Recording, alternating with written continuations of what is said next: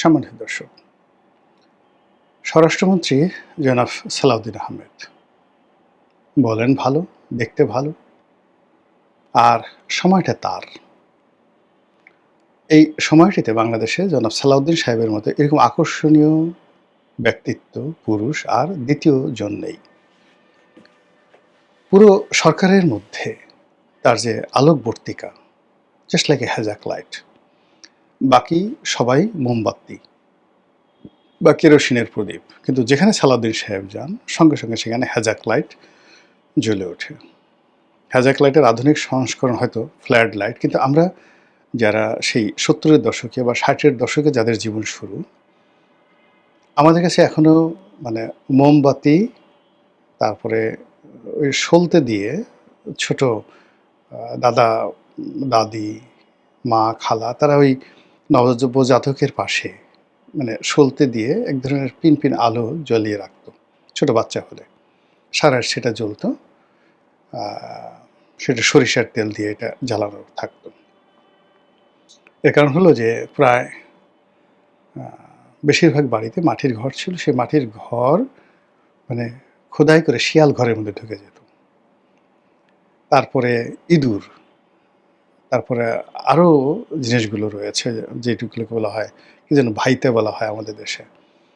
তো এরা এসে এই বাচ্চাদেরকে কামড় দিত, ছোট ছোট নবজাতক বাচ্চাদেরকে কামড় দিত। তো এর থেকে বাঁচার জন্য বেশিরভাগ গরিব মানুষের বাড়িতে আসলে এমনি চৌকিও ছিল না, তারা ফ্লোরে ঘুমাতো। তো এজন্য হেরিকেন জ্বালানোর অবস্থাও অনেক মানুষের ছিল না। কেরোসিনের প্রদীপ জ্বালানোর অবস্থা তো প্রশ্নই আসে না। ওই জন্য ওই রেড়ির তেল বা সলতে দিয়ে, সরিষার তেল দিয়ে তারা এই জিনিসটা জ্বালাতো। তো এরকম সলতের তেল, মোমবাতি মানে তেলের সলতে দিয়ে যে আলোটা বের হয় খুব ক্ষীণ, পিট করে জ্বলে। তারপর হেরিকেন, কেরোসিনের প্রদীপ। তো এইগুলোর পাশে বা মশাল, এগুলোর পাশে যখনই একটা হ্যাজাক লাইট গ্রামে জ্বলতো বা বাজারে জ্বলতো, মানে আমাদের মতো যারা ছোট ছোট পোলাপান আমরা সেই হ্যাজাক লাইট দেখার জন্য আমরা পাগল হয়ে যেতাম। গ্রামের কোনো বিয়ে বাড়িতে যখন রাতে কোনো অনুষ্ঠান হতো, এরকম একটা বা দুটো হ্যাজাক লাইট ভাড়া করে আনা হতো, এবং আপনাকে দাওয়াত করুক বা না করুক শুধু হ্যাজাক লাইট দেখার জন্য সেই ছেলেরা, বুড়োরা ওই বাড়িতে গিয়ে হাজির হতো। এই ছিল হ্যাজাক লাইট। তো সেই অর্থে আমাদের বর্তমান রাজনীতির অঙ্গনের পূর্ণিমার চাঁদ বলেন, হ্যাজাক লাইট বলেন, কিংবা উদিত সূর্য বলেন, সবই এখন সালাউদ্দিন সাহেবকে কেন্দ্র করে হচ্ছে।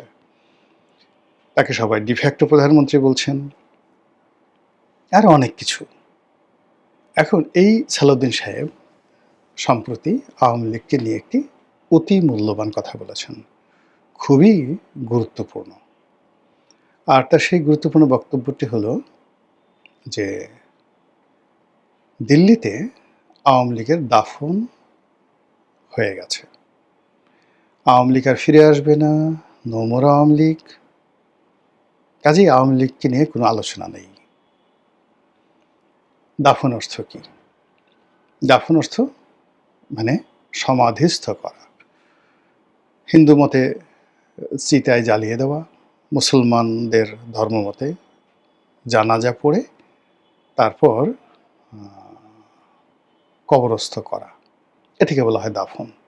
আমাদের দেশে দাফন কাফন এই কথাটা খুবই ব্যাপকভাবে প্রচলিত।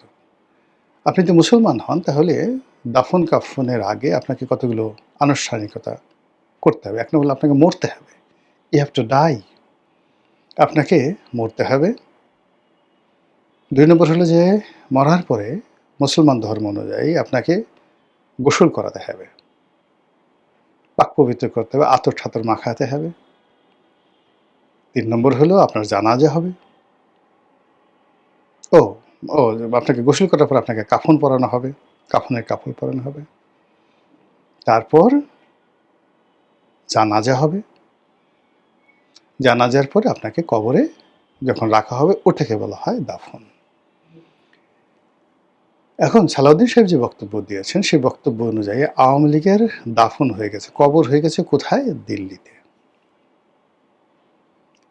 এই কথাটার ভাব সম্প্রসারণ করব। এখন ধরুন আওয়ামী লীগ তো একটা দল নয়, আওয়ামী লীগ কোনো ব্যক্তি নয়, আওয়ামী লীগ শেখ হাসিনা নয়, ইভেন আওয়ামী লীগ বঙ্গবন্ধু নয়। আওয়ামী লীগ হলো একটা বিশ্বাস,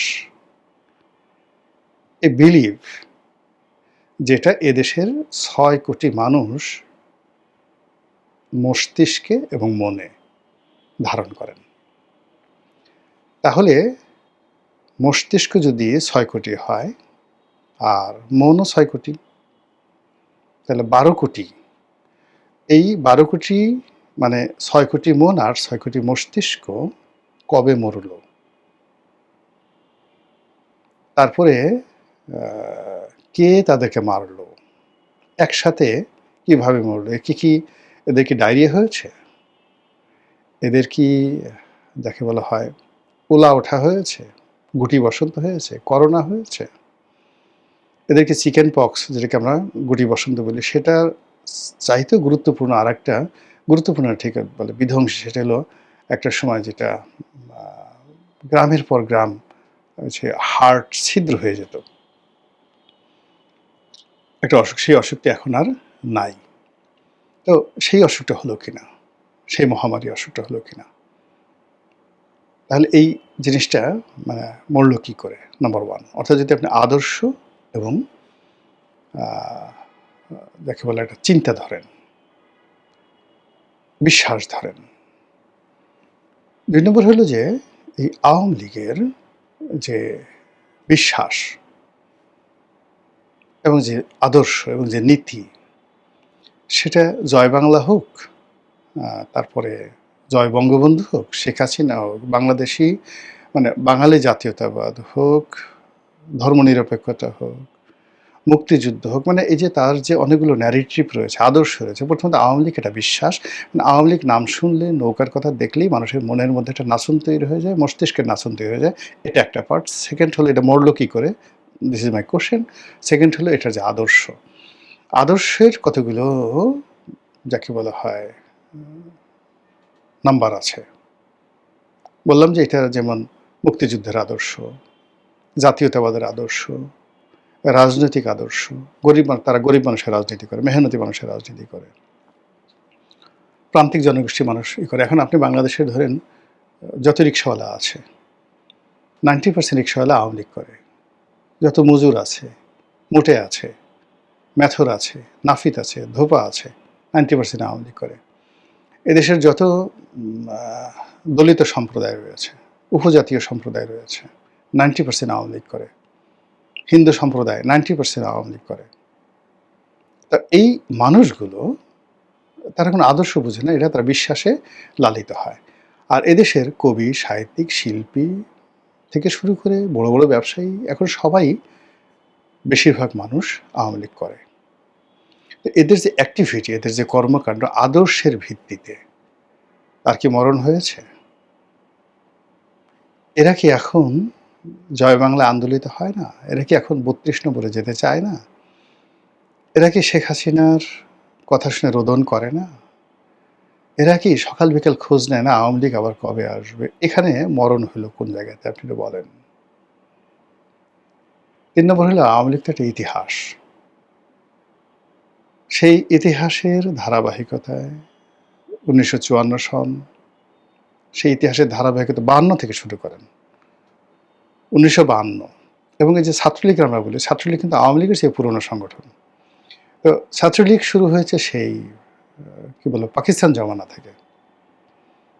সেই পাকিস্তান জমানা থেকে প্রথমে ছাত্রলীগ, তারপরে আওয়ামী লীগ, আওয়ামী মুসলিম লীগ, তারপরে আওয়ামী মুসলিম লীগ থেকে মুসলিম লীগ, তারপরে ৫৪ যুক্তফ্রন্ট নির্বাচন। এই যে একটা সুদীর্ঘ ইতিহাস, পরতে পরতে তারা তৈরি করেছে একটা সফলতার আর একটা ব্যর্থতার, একটা কলঙ্কের আর একটা হলো সাফল্যের। মুক্তিযুদ্ধ যেভাবে তাদের সফলতা, বাকশাল তাদের ব্যর্থতা। এদেশের বহু সফলতার সূতিকাগার যেভাবে আওয়ামী লীগ, তদ্রূপ বহু ব্যর্থতার সূতিকাগার তারাই এই মন্দ কাজগুলো শুরু করেছে। ইতিহাস আপনি কিভাবে দাফন করবেন? ইতিহাস তো কখনো দাফন করা যাবে না, ঘুরে ফিরে নামগুলো আসবে। আপনি মেট্রো রেলকে কিভাবে দাফন করবেন বলেন? ৩০০ ফিটকে আপনি কিভাবে দাফন করবেন? আপনি সেই রূপপুর পারমাণবিক কেন্দ্র, এটাকে কিভাবে দাফন করবেন? How it is possible? কি করে করবেন আপনি বলেন? ফলে অ্যাজ এ হোল এই যে স্বরাষ্ট্রমন্ত্রী যে কথাগুলো বলছেন, আল্টিমেটলি এই কথাগুলো আওয়ামী লীগের পক্ষে চলে যাচ্ছে। এই কথাগুলো বিএনপির পক্ষে চলে যাচ্ছে। এই কথাগুলো ভারতের পক্ষে চলে যাচ্ছে। এবং তিনি যত বেশি অ্যাকশন দেখাবেন, এই সমস্ত ব্যাপারে যত নেতিবাচক কথাবার্তা বলবেন, ততই তাকে সবাই সালাউদ্দিন বলবে, ততই তাকে সবাই শিলং সালাউদ্দিন বলবে, ততই তাকে সবাই ভারতের এজেন্ট বলবে এবং এটা তার কপাল খারাপ। তিনি বুদ্ধিমান মানুষ, সাহসী মানুষ, জীবনে সফলতা পেয়েছেন বহু ক্ষেত্রে। কাজেই এই সফলতার ক্ষেত্রে আমার কাছে মনে হচ্ছে যে তার দলের এই সেম কথাগুলো যদি আওয়ামী লীগ দাফন-কাফন হয়েছে, এটা যদি গয়েশ্বরবাবু বলতেন, সবচেয়ে কম সমালোচনা হতো। এ ধরনের কথা যদি মির্জা আব্বাস বলতেন, ইভেন মির্জা ফখরুল সাহেব বলতেন, তাহলে ওটার একটা ইফেক্ট থাকতো। কিন্তু সালাউদ্দিন সাহেব যদি এই কথাগুলো বলেন, কোনো অবস্থাতেই এটা বিএনপির জন্য, আমাদের রাজনীতির কারোর জন্য এটা ভালো ফলাফল বয়ে নিয়ে আনবে না, বিএনপির জন্য। দ্বিতীয়ত হলো যে যখন আপনি আওয়ামী লীগের চ্যাপ্টারটি ক্লোজ করতে চাচ্ছেন, ধরুন আপনার কথা, সালাউদ্দিন সাহেবের কথা আমি বিশ্বাস করলাম।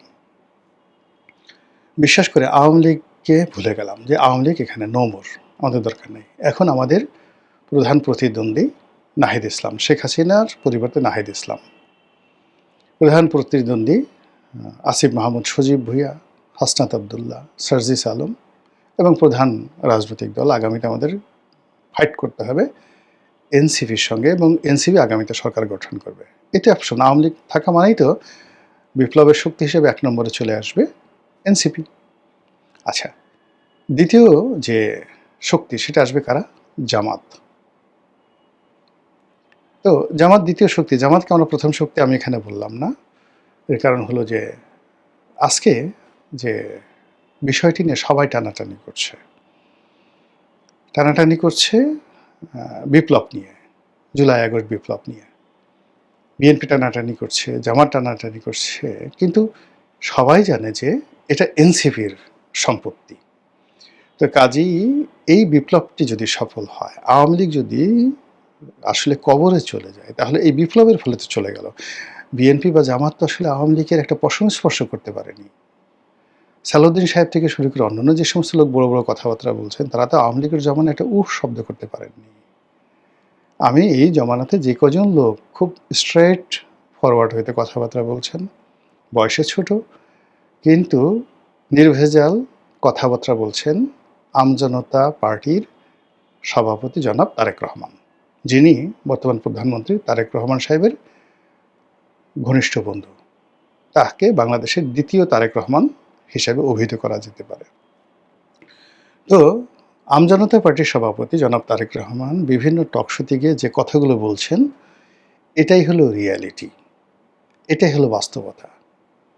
তিনি জুলাই নিয়ে যে কথা বলছেন, ৩২ নম্বর যে কথা বলছেন, আজকের বাংলাদেশ নিয়ে যে কথা বলছেন, তিনি পিনাকিকে নিয়ে যে কথা বলছেন, আমার দেশের মাহমুদুর রহমান, জামাতকে নিয়ে যে কথাগুলো বলছেন, এটা হলো একেবারে বাস্তব। এর চেয়ে কোনো বাস্তব কথা নেই।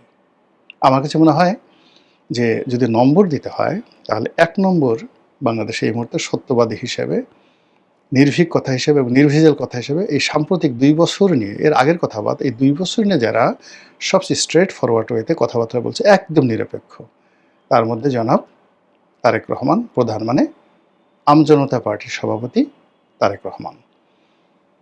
তো যদি আপনি জুলাইকে মূল্যায়ন করতে চান, তাহলে এই তারেক রহমানের জন্যই আজকে বিএনপি ক্ষমতায়।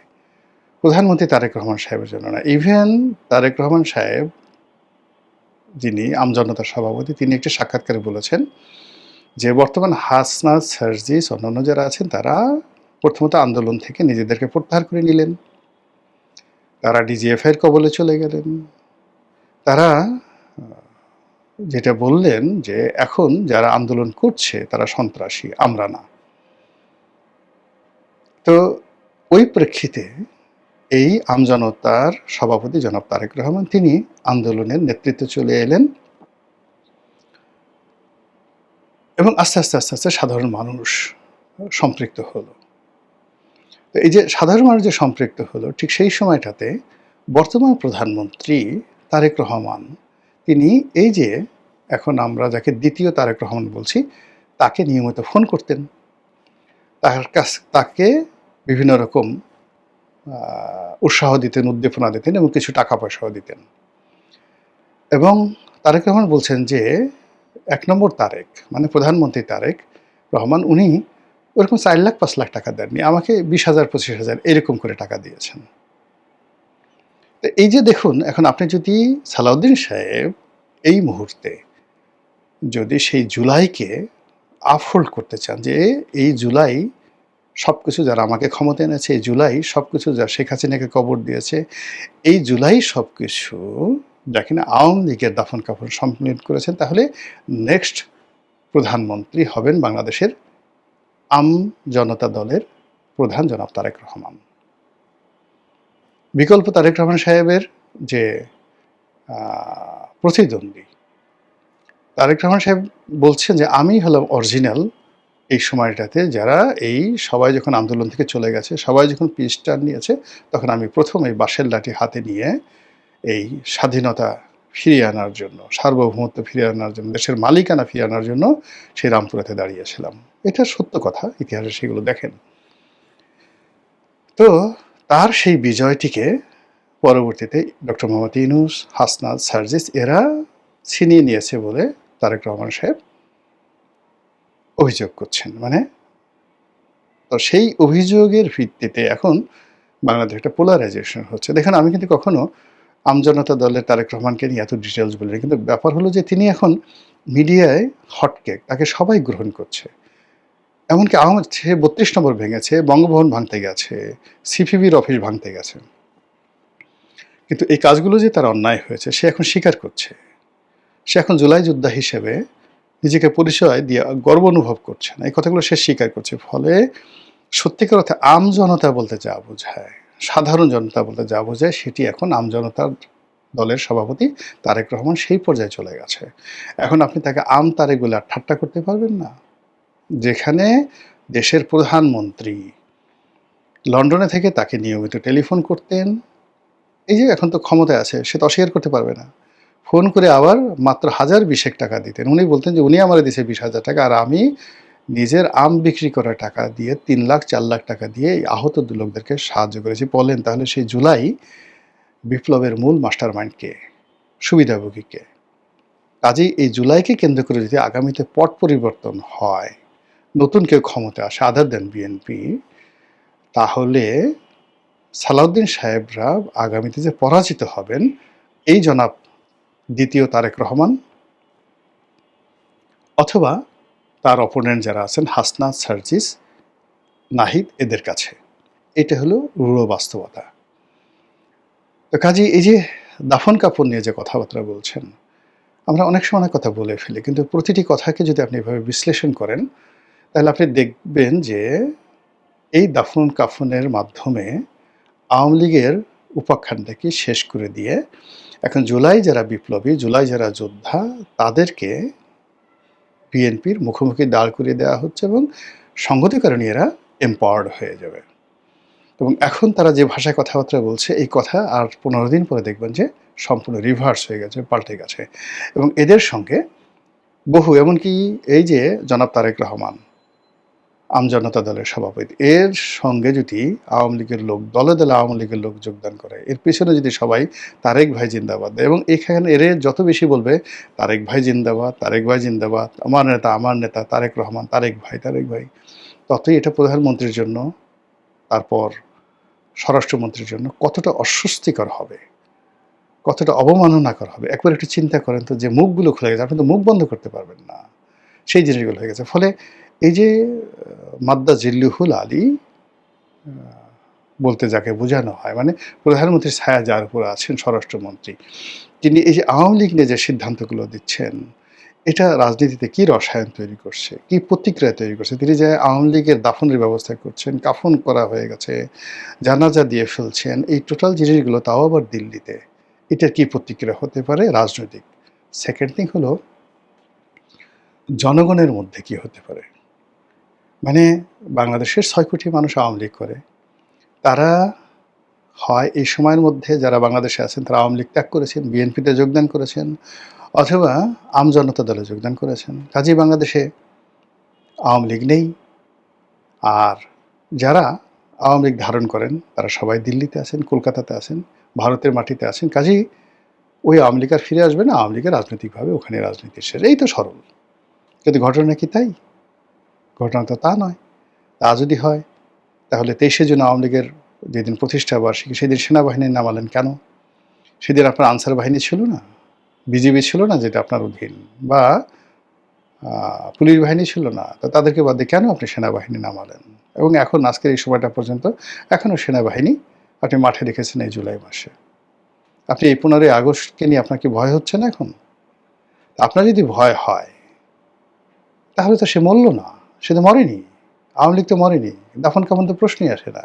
বরং চিত হয়ে সে দাঁত ভেস্কি দিয়ে জিব্বা নাড়াচ্ছে। এবং একজন মরা মানুষ, আপনি যাকে মনে করছে একজন মরা মানুষ, ওই আগেই বললাম, একজন মরা মানুষ যদি চিত হয়ে শুয়ে আপনাকে ভেংসি কাটে, জিব্বা বের করে, কিংবা সেই তর্জনী উঁচিয়ে, পিনাকি ভট্টাচার্য যেইভাবে তার মানে তর্জনী উঁচিয়ে, আঙ্গুল উঁচিয়ে কী যেন একটা দেখাতে চায় বা করতে চায়, ওইরকম যদি কোনো আওয়ামী লীগের লোক যাকে আপনি মৃত মনে করছেন সে যদি আঙ্গুলটা এভাবে উঁচিয়ে ফেলে, তাহলে কেমন লাগবে বলেন তো? মনে হবে এটা ভৌতিক কাণ্ড না? বলে পুরো এই 6 কোটি মানুষকে আপনি একটা ভৌতিক জগতে পাঠিয়ে দিচ্ছেন। It's not the wise. Awami League should be reconciliated. এখানে রিকনসিলিয়েশন ছাড়া আমাদের রাজনীতির কোনো মুক্তি হবে না। কাজে এই ধরনের কথাবার্তা দলের জন্য, সরকারের জন্য, দেশের জন্য অবশ্যই কল্যাণ বয়ে আনবে না। আল্লাহ আমাদের সবাইকে হেদায়েত দান করুন। আসসালামু আলাইকুম ওয়া রাহমাতুল্লাহি ওয়া বারাকাতুহু।